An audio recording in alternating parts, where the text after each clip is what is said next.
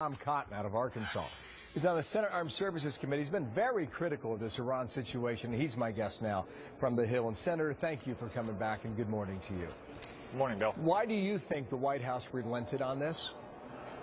Well, Senator Corker's right. We're going to have an overwhelming vote in the Senate on legislation that Barack Obama had threatened to veto for weeks. He even threatened to veto in the State of the Union. So I think it's important to step back and see what's happened over the last 2 weeks.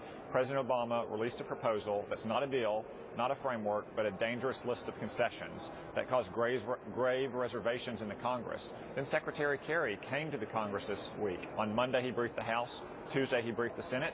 And Congress recoiled. And immediately, within 2 hours, the White House had to withdraw their veto threat, going to show just how deep the reservations are about the president's dealings with Iran.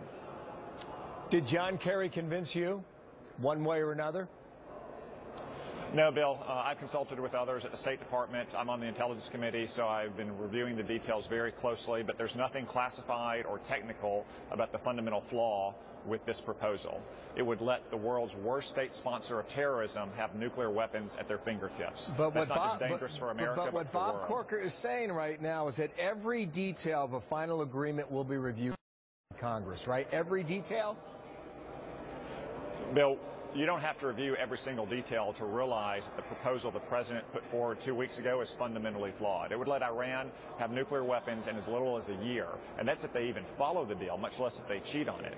Moreover, we're letting the world's worst state sponsor of terrorism get nuclear weapons, a place that is still fomenting Islamic revolution throughout the world, that has got the blood of hundreds of American soldiers on its hands, that targets our allies like Israel. There's no way that a deal like this should go forward. It's not in the best interest of the United States or world peace. But I'm trying to figure out what the details are. Because well, I think a lot of people are trying to figure out the details, Bill. Mike Lee just said we don't know what the it is here. And Steny Hoyer, a Democrat on the House side yesterday, said there is no framework. So, Bill, what's exactly to be discussed and negotiated? Well, Bill, there is no deal right now. There is no framework. There's just a long list of dangerous U.S. concessions. President Obama, for instance, said that Iran should not have to be able to keep a deep underground fortified military bunker with centrifuges in it. But we've conceded on that. But they shouldn't be allowed to keep their uranium stockpiles. But we've conceded on that. Ultimately, if there is a final deal reached by the end of June, then Congress will review that and we'll have a vote on it. But what the president proposed just 2 weeks ago is already too dangerous a path to go down. What is going to happen here then? I mean, you're talking this way, and you're not convinced by John Kerry, and I mean, we're hearing from others that there's nothing to even talk about at this point. It would seem, based on that, Senator, that we're a long way from getting something like this even. Bill, we are a very long way. And in part, just look at what the supreme leader of Iran, Ayatollah Khamenei, said last week.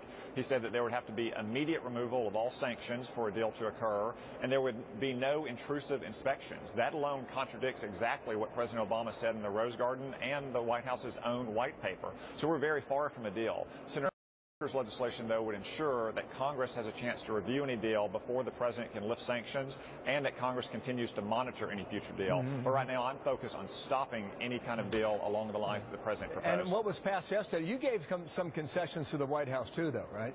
I mean, on time limits, they were decreased as opposed to increased or staying the same. Bill, you know, it decreased by a few days. I think 60 to 52 days was the final agreement. But in the end, what's really notable is that after months of threatening a veto of this legislation, the White House had to withdraw its veto because Republicans and Democrats in Congress alike are recoiling from what they've seen over the last 2 weeks and what they heard from Secretary Kerry over the last 2 days. Two final questions, and they are quick. Was John Kerry convincing? No, I did not find Secretary Kerry's presentation convincing. He did not answer the questions we had about sanctions removal, about future inspections, or about many of the details that President Obama has conceded on, like Iran's deep underground bunker. But in the end, Secretary Kerry is working on President Obama's behalf. It's President Obama that's led us down this dangerous path. And how would you characterize the level of questions that were aimed at Secretary Kerry? Well, the questions in this classified briefing are exactly along the lines of the questions and statements you see publicly. Skeptical, concerned, and even fearful. Fearful.